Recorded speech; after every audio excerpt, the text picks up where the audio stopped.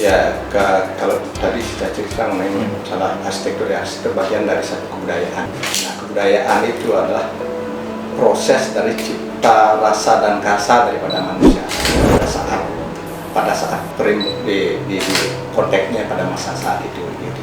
Nah, kita di Bali yang membuat budaya kita kuat karena kita mempunyai landasan gitu ya, filosofis yang kuat dari tradisi kita. Ya, ada Trihita Karana dan segala macam itu yang banyak membatasi. Jadi segala sesuatu langkah dan gerak kita selalu flashback kepada landasan-landasan filosofis ini gitu.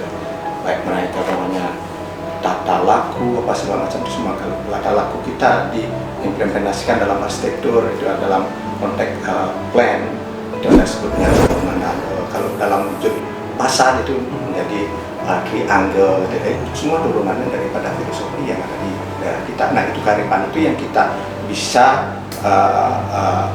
sebagai pegangan dalam pergumulan kita ini di daerah baru era modern ini gitu. Sekarang ada era new normal, apalagi boleh berubah bentuk apa tapi filosofisnya masih ada gitu.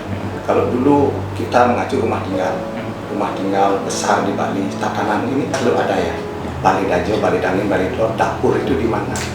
Kayak posisinya, ya dapur ada pada Brahma di sana ya, identik dengan orientasi sang pengidar-ngidar jagat Brahma dari selatan, ya dapur selayaknya daerah sini. Nah, dalam konteks modern pun begitu. Umpamanya rumah kecil, di mana posisi dapur tadi, di mana posisi tempat suci. Nah, bagi umat yang ya beragama Bali, Hindu namanya ada di Bali. Nah, itu konteksnya itu. Kalau pun tidak seperti dulu bisa ada pola Naktah, karena Naktah dulu itu adalah sebagai pusat daripada kegiatan daripada sosial masyarakat kita di Bali dalam lingkup keluarga. Dalam lingkup lingkungan ada melebarnya ada sesuatu ini lagi dalam lingkup keluarga Naktah. Ibarat di manusia itu Naktah itu adalah perut. Gitu. Nah, kalau kita transformasikan dari angga badan kita ke dalam wewangunan di Bali itu, kalau kita rebah begitu jadi kepala kita ada di kerajaan itu sebagai head, sebagai pengendalinya di sini adalah itu yang dilakukan. Artinya siapa pengendali ini? Ada kerajaan. Siapa di situ? Ya Tuhan itu kan. Beliau pengendalinya gitu. Tuhan itu ada dalam diri kita kan gitu. Nah itu. Nah, taksu itu pun muncul karena itu tadi perkawinan antara non fisiknya itu ada faktor ritual dan spiritualnya masuk ke sini, landasan filosofis masuk. Dari proses pembangunannya dari awal sampai terakhir sampai istilahnya memakuh, melaspas. Nah, itu kan memberikan roh kepada bangunan itu sendiri yang tadi cerai-berai. Nah, ini yang memberikan kekuatan di kita yang di daerah lain mungkin daerah-daerah modern tidak ada. Jadi dari bahan-bahan yang tadi ini ada unsur kayu, batu yang dipotong-potong akhirnya disatukanlah. Sebelum disatukan dibersihkan, dipersihkan segala macam, akhirnya disatukan, dikawinkan, memakuh gitu. Akhirnya baru dilaspas, diberikan roh, dimasukkan roh jiwanya di situ. Jadi jadilah satu kesatuan. Dia bukan lagi kayu, ini bukan lagi batu, jadilah dia bangunan, jadi sosok. Ya, itu yang jadi wujud seperti sosok seperti manusia itu sudah bisa berfungsi. Nah, itu filosofis saya. Saya tertarik di dunia ini setelah dulu saya sekolah arsitektur, itu belum mengerti apa sih itu arsitektur. Ada yang seperti sipil. Sebelah rumah saya ada pegawai sipil, kerjaannya di tentara, tukang masak apa seperti itu gitu. Nah, saya cari informasi terus SMA kemudian saya hobi menggambar. Bapak saya tidak terlalu mendukung karena beliau pun daging. Beliau mengatakan saya jadi dokter dulu karena di kampung belum ada dokter. Saya ngotot akhirnya ibu yang ini adalah jalan.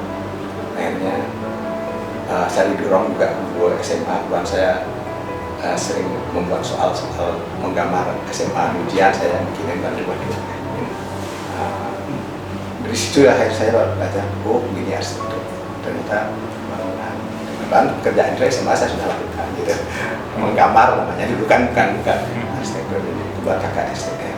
Akhirnya saya sempat kuliah di sini, ya kuliahnya biasa-biasa aja seperti itu. Saya pun tamatnya tidak terlalu lama sekali 10 tahun, karena dari semester 6 saya kerja di sendiri dulu, ya freelance. Ada waktu itu kalau zaman dulu semester 3 sudah ada, saya semester 3 udah job, udah desain rumah. Bulan saya bisa sudah, karena kakak STM sudah biasa lihat apa yang harus digambar. Saya mulai bekerja, akhirnya ada teman di Yogyakarta ngajak, ayo gabung sini, gabung saya dari tahun 89 situ. Sampai tahun 93 bergabung di situ. Akhirnya saya juga harus menyelesaikan studi. Saya menyelesaikan sekolah, tamat sekolah saya tahun 94. Saya siapkan perusahaan ini, PT Rekambasa, bergabung dengan 2 orang. Akhirnya saya mulai mencari ya istilahnya peluang kerjaan. Nah, dari situ mulailah ada order 1-2, akhirnya bisa sampai kita kontrak kamar untuk bikin kantor di Sesetan, untuk rumah. Dari situlah bergulir dari 94. Nah, itu pun perjalanannya tidak mulus sekali gitu ya. Ada pasang surut, waktu itu kita dapat proyek Bali Cakri Beraha, jalan bukit yang Cakri Beraha Resort di Lembang, Dreamland namanya. Itu kita yang sebagai lokal konsultan. Itu dari situ ya, saya dikenal sebagai master planner. Ada Dewa, orang berada kayak ini ya, master planner.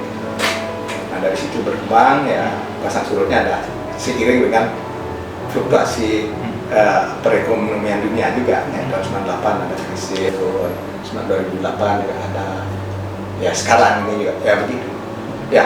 Di sela-sela itu juga saya tidak hanya menekuni pekerjaan sebagai desainer, saya mencoba sebagai kontraktor, sebagai ekspor furniture juga pernah. Akhirnya rupanya nih bukan ini saya ya. Kembali lagi akhirnya banyak kerjaan, banyak, stres tinggi, akhirnya saya kembali lagi ke arsitektur saja. Nah, saya juga ngembangin ada developer masih sekarang saya properti, tapi jalannya tidak terlalu baik karena kondisi terakhir. Tapi masih ada ini yang Rekambasa ini sampai sekarang masih walaupun dalam kondisi yang begini. Tinggal kita menyikapinya secara begini, tidak lagi begitu. Ya kondisi ekonomi COVID ini ya, dengan adanya COVID sangat berpengaruh.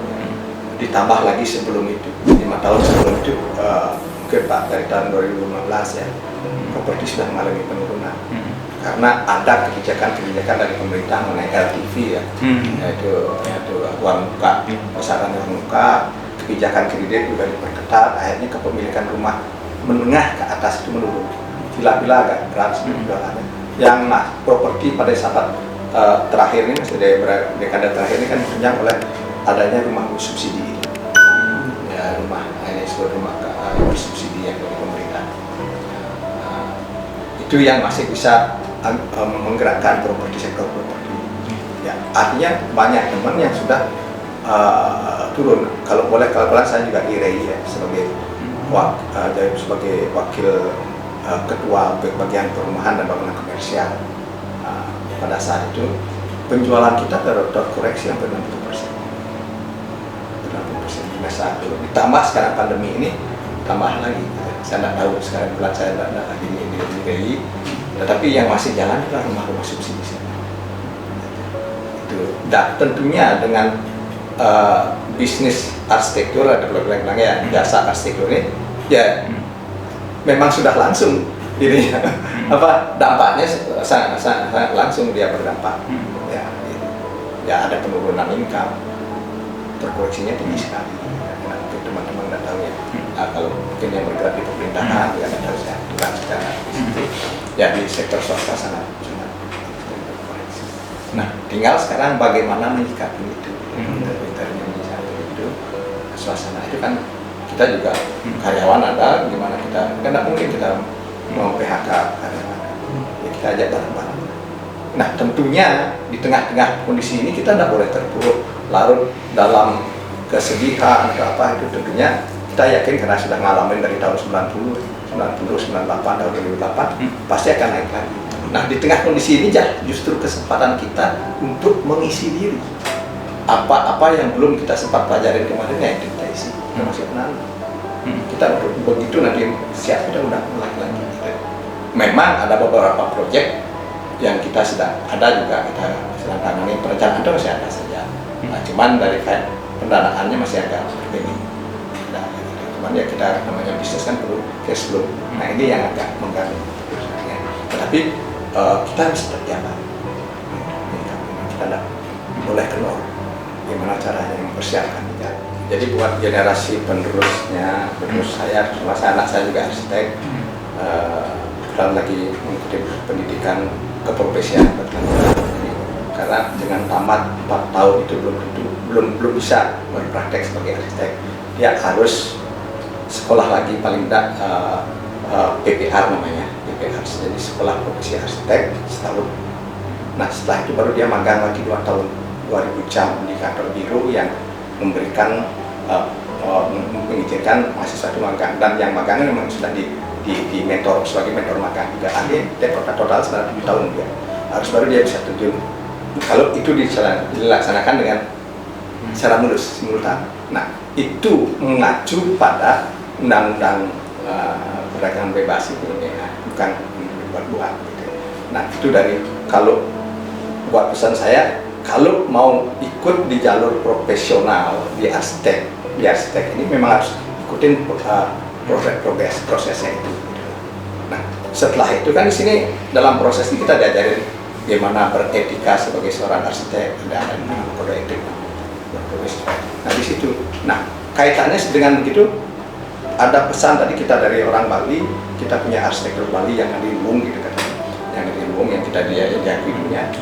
Ya kita harus mulai menangkap tadi, dia harus bukan hanya belajar arsitektur lagi, tapi perlu belajar kebudayaan budaya. Makanya teman-teman saya di arsitek banyak yang ambil S budaya. Memang karena arsitektur bagian dari budaya. Nah belajar itu lagi, istilahnya walaupun tidak secara formal, informal juga bisa gitu ya. Dapat kita nilai-nilai itu. Apa sih yang mendasari? Apa sih prosesnya? Baru kita taruh di sini. Akhirnya kita akan, kalau sudah di hati sayang ya otomatis akan menyelokkan sesuatu yang ini, jadi yang istilahnya yang bermartabat lagi. Budaya itu penting sekali karena kadang-kadang di tengah sekarang ini kan godaan daripada media sosial ini, karena desain kreatif banyak sekali, hebat. Kadang-kadang kita nak menjangkau material modern. Itu yang anak-anak lebih gampang ya, karena ada disajikan. Semakin bertambahnya umur dia biasanya, saya pastikan sekarang biarin aja, artinya dia mencari, mengeksplor ya. Karena penting sekali dia buat dia juga ya. Biar jangan sampai juga jadi sebagai arsitek hanya tahunya sake, pilar, padahal banyak sekali lagi hal-hal lain, misalnya dunia material, teknologi yang setiap saat berubah, ada penemuan baru. Nah dari situlah kalau kita masuk ke profesi arsitek ini, adanya pendidikan berkelanjutan namanya PKB, yang setiap kita perpanjangan keahlian kita membutuhkan 120 SKA, itu kum. Artinya kita harus rutin mengikuti kegiatan seminar, menambah ilmu. Tidak serta-merta begitu tamat langsung ini setelah mendaftar di organisasi profesi sudah ahli, enggak, dia tetap terus belajar karena itu dinilai oleh asosiasi, ada nilainya, nanti kita setor sebagai syarat perpanjangan ini, baru dia ini memenuhi syarat untuk perpanjangan waktu gitu. Profesi profesional gitu, jadi tidak serta-merta begitu tamat langsung ini. Ada norma-norma atau langkah-langkah yang harus dilakukan.